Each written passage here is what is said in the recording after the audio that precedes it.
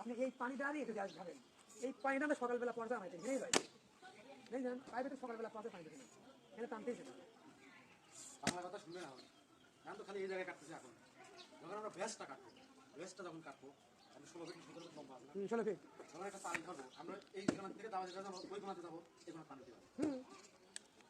বুঝতে পারছেন এটা কি জন্য? এটা তখন স্থির থাকবে। না না, আপনি যেভাবে বলতেছেন না, হ্যাঁ এত এত পানি নেই, ওই পানি পানি তো নেই ভাই, বলেন মাটি বলেন মাটি। এত